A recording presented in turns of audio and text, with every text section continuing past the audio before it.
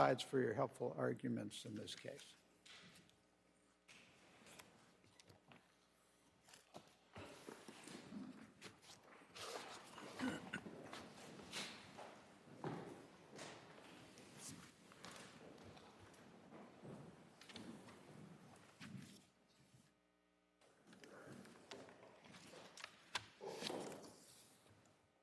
And we'll proceed to hear argument in the last case on calendar for argument today, which is 25-300 United States versus James Vernon Day.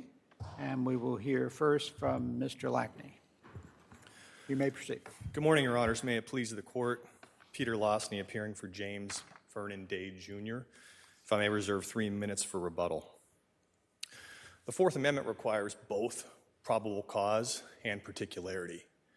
We talk about probable cause almost daily in criminal courts, and particularity less so, but it's just as important. As the Supreme Court reminded us in Groh, a warrant that's not particular is really no warrant at all. And it's for that reason the District Court erred in upholding the search in this case. When we talk about the warrants in this case, when you look at them, they are particular only on the largest macro level. They don't talk about the fact there's 2 residents at the property.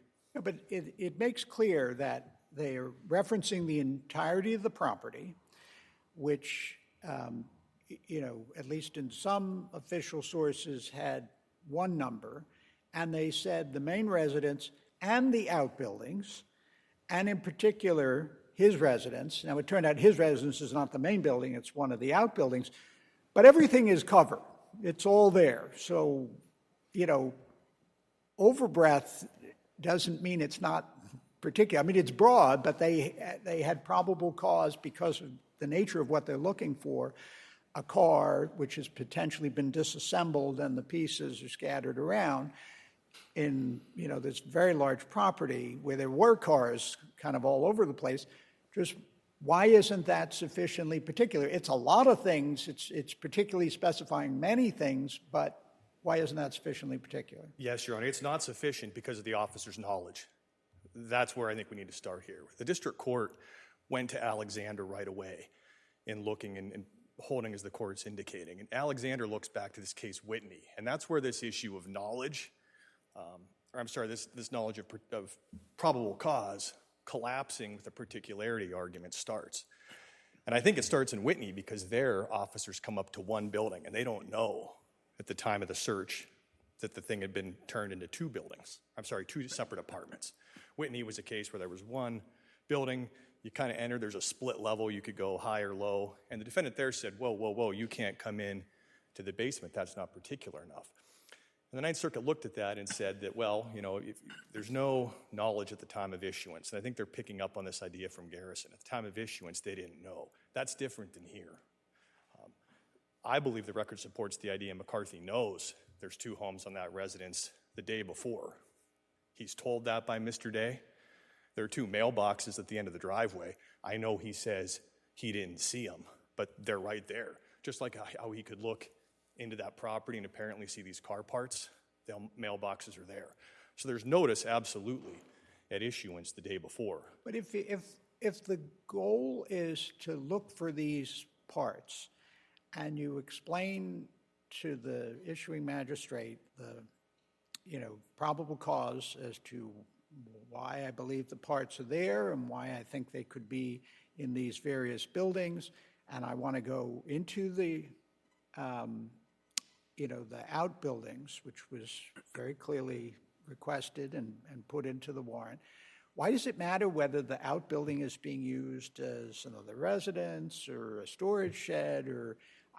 Why does that ultimately matter to particularity? The magistrate judge knew that the judge was being asked to authorize a search of the outbuildings and decided to do so. It matters for 2 reasons, Your Honor. The first part is to call this an outbuilding, and I know that's the position they take at the District Court. It's not an outbuilding, it's my client's house. It was separately addressed by the time. The Fourth Amendment gives the highest protection to homes. That's from Jardine. But it also did say they wanted to search his residence specifically.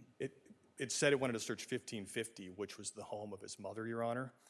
1552 is the home that the government's calling an outbuilding. But at the district court, McCarthy... But legally, this was one lot. I mean, Yes, it's Your Honor. registered, for tax purposes, and if you were to sell it, it's one lot. I agree with that. The problem, though, Your Honor, with looking at probable cause for the whole lot and allowing it to somehow eviscerate particularity as to each residence, that would make the particularity requirement of the Fourth Amendment a paper tiger. If, essentially that argument, Your Honor, that the government made, that the district court adopted, is that if an individual, if there's probable cause to search his property, that person has common control of the whole property, the warrant doesn't have to be specific at all. You could leave that section blank. That's essentially that is what happened at Grow. Now, granted, it was about things to be seized, but the court said that's facially invalid. If you don't put in there what you're looking for, then the warrant's no good.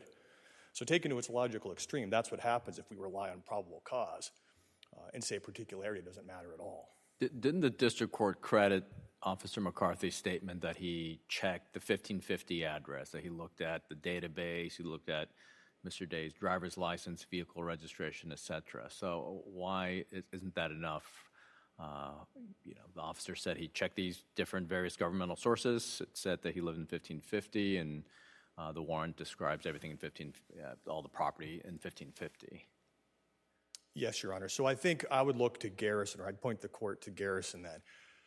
Let's say I conceded, I'm not, but let's give it to the government that, right, at issuance, McCarthy knows or thinks there's just one residence there. Once we get to execution, totally different ballgame. And Garrison says that if officers learn during execution of a warrant that it's overbroad and not particular, they have to stop. And if they don't, a further search violates the Fourth Amendment.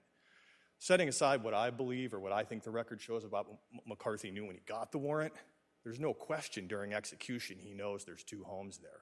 How do we know that?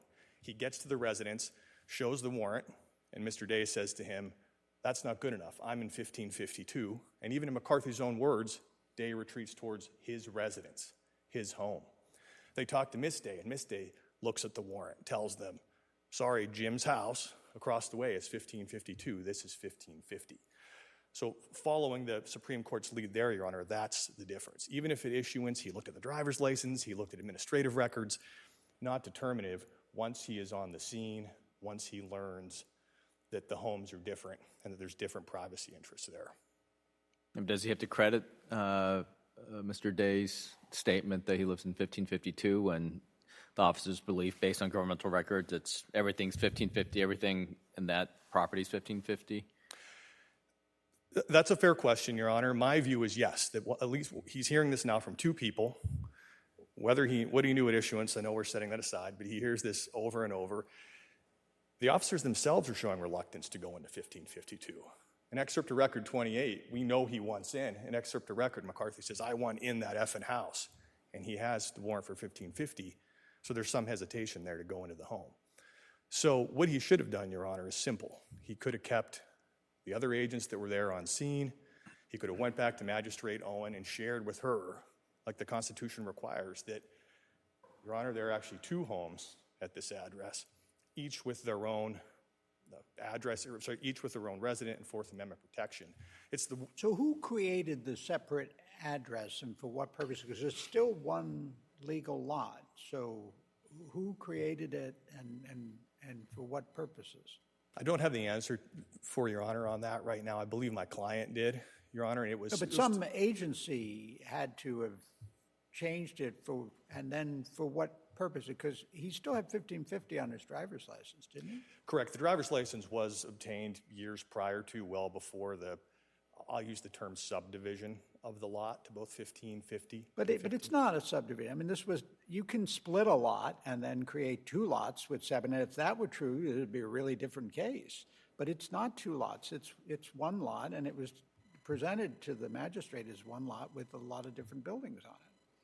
Yeah, Your Honor, and I respectfully disagree that these property rights ideas are what determine Fourth Amendment protection. If you think of a scenario that would be pretty common in Montana or any rural area where we have a ranch house and there's also a hired person that helps at the ranch, and the cops, and it's all on one parcel.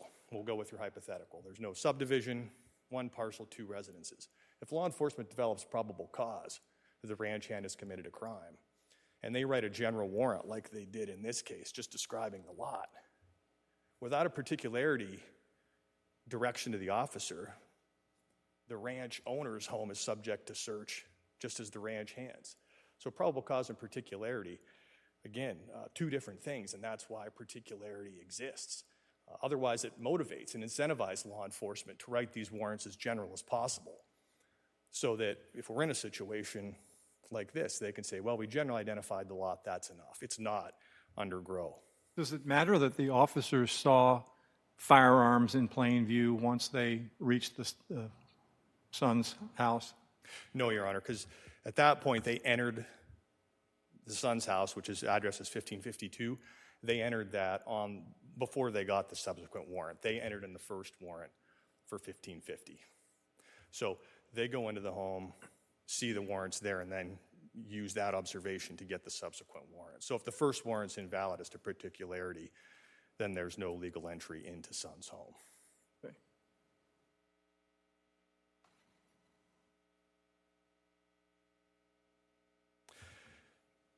In terms of cases that are on point, I pointed out in my brief, it's unpublished, but Alcazar is a case that the closest on point in the Ninth Circuit, and this is a case where agents report to the property, they find 2 mobile homes on it, and importantly, the officers in that case knew there were 2 homes on this property before they wrote a warrant, only particularly describing one.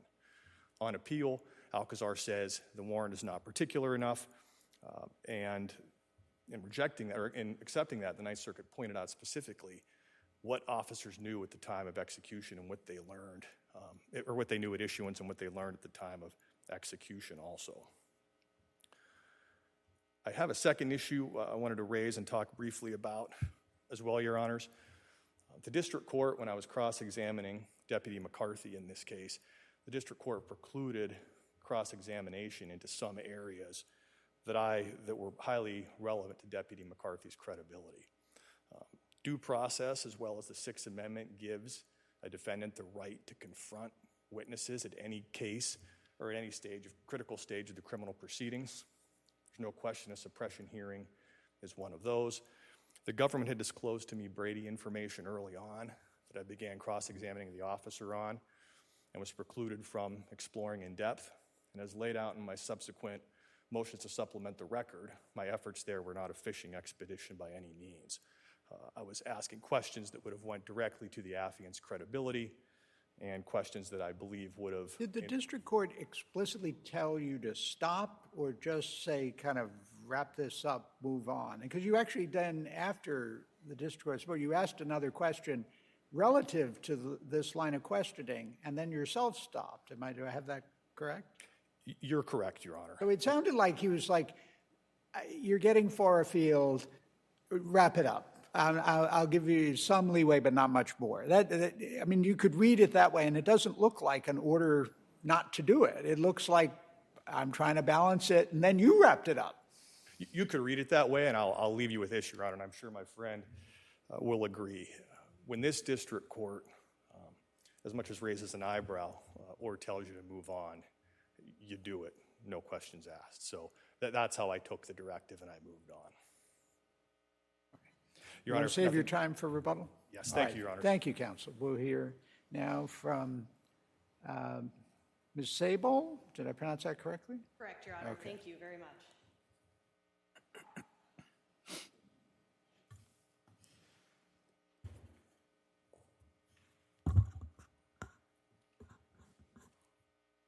Good morning, Your Honors. May it please the Court. Kelsey Sable from the District of Montana on behalf of the United States.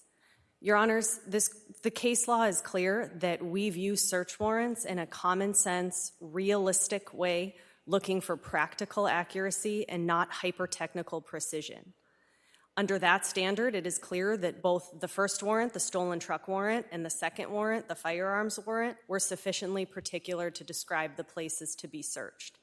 The first warrant, the stolen truck warrant, sought search of the entire property, the entire 18 acres at this address, because the entire thing was suspect for stolen vehicle parts. And it's clear that there is simply no other property that officers could have gone to under this warrant. They knew it was...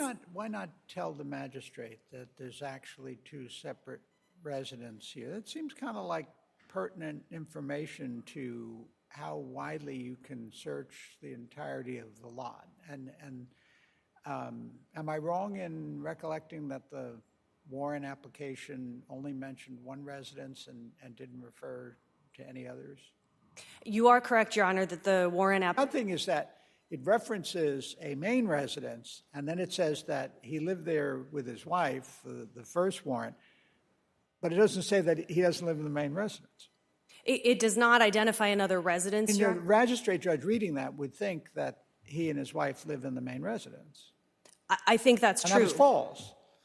That turned out to be false, Your Honor, but I don't think the officers knew that at Well, the they time. knew that by the time of the second warrant, correct? They knew that And by they the still time. didn't put anything in about that. That's correct, Your Honor. But, I think with respect to the second warrant, I mean, this isn't how it should be done. I mean, this could be done a lot more cleanly, and just give the magistrate judge the information to make the judgment. I mean, if you were writing, this came from the state system. If you were writing this, you wouldn't write it this way, I would hope. Your Honor, I think anyone from our office probably would include both addresses in the second warrant, 1550 and 1552, and perhaps include a little additional detail describing the layout of the property. But, that's not constitutionally required. Again, we look for practical accuracy, and under the second warrant, it was very clear when we view the warrant, we read it as a whole, that they were looking to search inside the residence of James Day. What's your response to, it's not the facts of this case, but suppose you had an identical warrant, refers to all the outbuildings and all the rest, but one of the outbuildings is, the ranch hand's sort of personal residence, lives there, with his wife and children, and, then you'd claim the magistrate judge authorized a search of that as well, because it's one of the outbuildings, so it's sufficiently particular. Would that be right? Is that problematic? Well, so I think 2 points on that, Your Honor. I think that sort of depends on the circumstances of, what they're seeking to search and why. So in this case, the warrant, and I think this is important, the warrant identified probable cause with respect to Mr. Day. And when they arrived on the property that day, they learned that there was, a separate residence for Mr. Day and Mrs. Day. And, this court's case law, in Whitney, and the court references in Johnson, which I think does stem from Garrison, that when officers arrive on scene and realize that there are two separate dwelling units, they must confine their search to the residence of the suspect. And that's what officers did here. So to your hypothetical, if they were, seeking to search the residence of the ranch hand and they realized that there was a residence belonging to somebody not the ranch hand, I think probably, unless the entire premises were suspect or were under common control, as this court discussed in Alexander, the appropriate course in that situation would be to confine the search to the house of the ranch hand. And I think if the contrary were true, that they were seeking to search the residence of the owner of the property, and then they come, on scene and realize that there's a separate dwelling unit for the ranch hand, they confine their search to the residence of the suspect, the ranch owner. And I think that's more, I did want to address the Alcazar Barajas case because, I think that distinction is relevant in that case as well, which Mr. Day relies on. And I think it's not clear necessarily from the face of the opinion, but it is clear from the briefing that was filed in that case. The opinion does reference in footnote 2 a fugitive, and the briefing makes clear that the fugitive they were looking for was not Mr. Alcazar Barajas. And so they go to this large, the rural property to search for the fugitive, and they encounter Mr. Barajas in one of these mobile homes, and they go forward and search, his mobile home as opposed, when they know he is not the fugitive that they're looking for. And I think another fact in that case that is incredibly important and that makes it distinguishable from this circumstance is that officers knew at the time that they sought the warrant that there were 2 mobile homes on the property, and they only identified one of the mobile homes in the warrant application. And so there was no way for them to know which mobile home, when they got there that day, was the one that they were seeking to search under the warrant. And so that's... At the time of the second warrant, they know that what they're really interested in is one of the outbuildings and not the so-called main residence. And yet they didn't change the formulation of the description of the property. Well, I think there's 2 reasons for that and for why that's not problematic, Your Honor. You know, the first is they were of the understanding, and it's supported by all of the records, the cadastral records, the driver's license, the motor vehicle registration, that the correct legal address for this property was 1550. And using that address on the warrant was an attempt to reflect the accurate legal address that they were searching. You know, they can't and shouldn't just take Mr. Day's word for it that his house is 1552, you know, when they did all this research beforehand to determine that the address was 1551. And I think another point, Your Honor, is that they were, you know, as Deputy McCarthy testified, they were trying to include not just inside Mr. Day's residence, but also the shop that they had already searched under the first warrant and where they had found the rifle. And that, you know, the validity of that seizure is not and has never been disputed with respect to that firearm. But they were trying to include, you know, that shop, which was located on the broader acreage that's been referred to as 1552. And, you know, another point I'd like to be sure to make with respect to the firearms warrant is that, you know, the officers, in our view, didn't even need to go back to the magistrate and obtain this second warrant. You know, they were trying to do everything right and be extra cautious.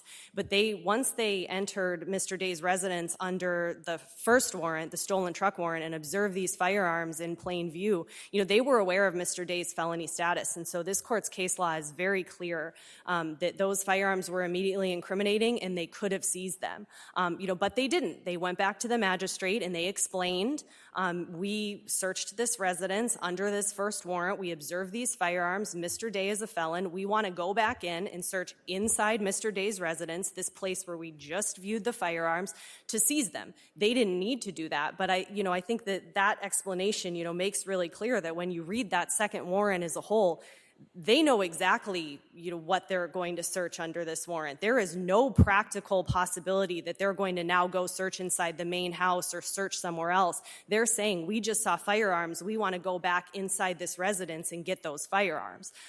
So there's no, and again, Deputy McCarthy was the one who applied for and executed this warrant. So, you know, he knows exactly where he's going with respect to this warrant. I mean, but that's what's so strange in the second warrant, because they're asking for permission to search any room, storage areas, cabinets, et cetera, to include outbuildings and the main residence, garages, shops, et cetera. And then, you know, they go through and say on December 19th, 2023, while serving a separate search warrant at this address, we located blah, blah, blah. In the residence, the firearms were seen directly. The magistrate reading this is clearly going to think that that means the main residence and not one of the outbuildings. So why was it done wrong like this? Well, so I think, Your Honor, I don't think it is wrong, but I think, you know, when the officers at the time... It is wrong. They referred to a residence in the next paragraph, and the paragraph before only refers to a main residence, and they're not talking about the same building. The magistrate doesn't know that.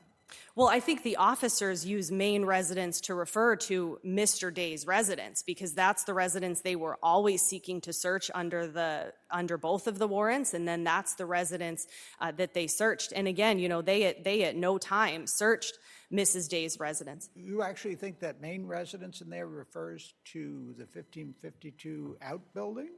Well, so I think in the first warrant, Your Honor, that the main residence refers to what we later learned was Mrs. Day's residence, and that's based on the property records because that was identified as the main residence, and then the outbuildings were also listed on those records. And then Mr. Day's, it turned out that one of those outbuildings was converted into Mr. Day's residence. And so we refer to, you know, the main residence, and the district court sort of touched on this in its order that we've been calling, you know, the main residence. We've been using that term to refer to Mrs. Day's residence, and because that's what was reflected in the property records. You know, but I think the warrant is clear that officers were trying to search Day's residence, and they absolutely could have described it in more detail as an outbuilding that has been, you know, turned into a separate residence.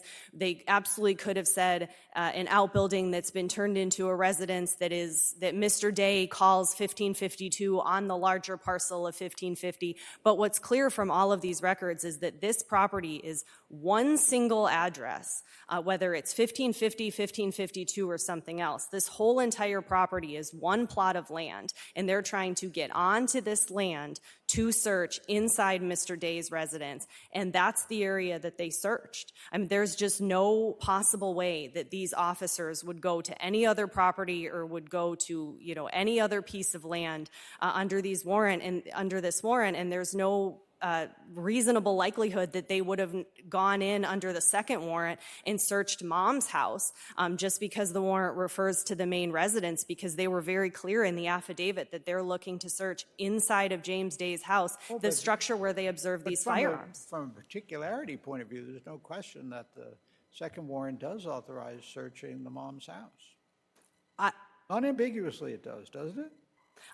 I think it does, and I do think... They chose to forbear doing that, but it clearly does authorize it, doesn't it? I think it Had access to that residence or no? I think he did, and I think this goes to the sort of the common control piece of this. I mean, you know, the officers chose not to search Mom's residence, but that absolutely does not mean that they could not have searched Mom's residence or did not have probable cause to search Mom's residence. And the district court, you know, found in its order that they absolutely could have searched Mom's residence because the entire premises were suspect for stolen vehicle parts, and because Mr. Day was in common control of this entire residence this entire property with his mother, which was supported by, you know, their observations of her health and physical condition, by the fact that he ran the... Counsel, what would have happened if, say, the property record showed one address for 18 acres, but Mr. Day had gone around and hung signs up, 4 different signs at various parts that subdivided the number? And it's not in any official record anyway, it's just something he did. Mm-hmm. What impact would that have on what could be searched? I don't think that would have an impact, Your Honor, because as the stolen truck warrant establishes, you know, this is one whole property, and all of that property is suspect for stolen vehicle parts. And the officers knew that at the time they searched the warrant because they observed, you know, disassembled vehicles all over this property. So if part of the property was 1550, part of it was 1552, part of it was 1554, according to Mr. Day, I mean, they sought and obtained authorization to search every piece of it, and every piece of it, you know, there was probable cause for stolen vehicles. So I don't think that changes the analysis, Your Honor. And I did just want to address briefly the issue with respect to cross-examination of Deputy McCarthy. You know, we think it's clear from the record that the district court did not restrict Mr. Day's cross-examination. He might have expressed some hesitation or skepticism about the relevance of this line of questioning, but he did not tell him he could not cross Deputy McCarthy, and we know that because he asked an additional follow-up question during his cross after the district court interjected. You know, I think it's also not entirely clear what of, you know, the issues raised in the motion to supplement the record would have come out on cross-examination, but even assuming all of them did, it doesn't really change the analysis in this case and on these facts, because everything Deputy McCarthy did and said and testified to is supported by independent records, the property records, the driver's license records, the body cam records. I mean, there's just There's nothing that would have come out from any cross-examination that would have changed the facts or the court's analysis in this case. So we respectfully request that this court affirm. All right. Thank you. Thank you, counsel. We'll hear rebuttal now. Your Honors, a lot of what the government said in response was this. McCarthy knew what he wanted to search, no harm, no foul. That completely inverts the Fourth Amendment requirement that a magistrate approve not just probable cause, but particularity. The magistrate has to know. The magistrate has to give the authority to do that. And in saying that McCarthy knew the place he wanted to go, I fundamentally disagree with that somehow resolves the Do you case. dispute that Day had common control over the entirety of the property? Was there any portion of the property that he did not have control or access to? That's a fair reading of the record. I'm not conceding that, Your Honor, but it's a fair reading. I could see and how the district court came to that. It wasn't really litigated at the district court level. There was not a lot of discussion. One thing I'd point to the court is the government, like I said, if you take that common control, which to me is a probable cause issue, not a particularity one. And that's where, if we keep these ideas separate, which they are, right? They serve different purposes. Probable cause is there going to be evidence of crime? Particularity is where it is. Where is it? If you take common control, like I said in the ranch hand example that the court brought up, it swallows the ranch owner's Fourth Amendment right to be free of unreasonable search and seizure if some type of common access to the property is determinative. And I'll leave the court with this, too. It's a quote from Maryland v. Garrison, and this is key to the question of notice. There's this idea that, he looked at all the property records and looked at the driver's license. There's no dispute. When he gets on that property, he knows there's two homes. He sees them. He doesn't have to take Day's word for it. He sees there's two homes. There's some trepidation into going to home, too. And the Supreme Court wrote about the cops in Garrison.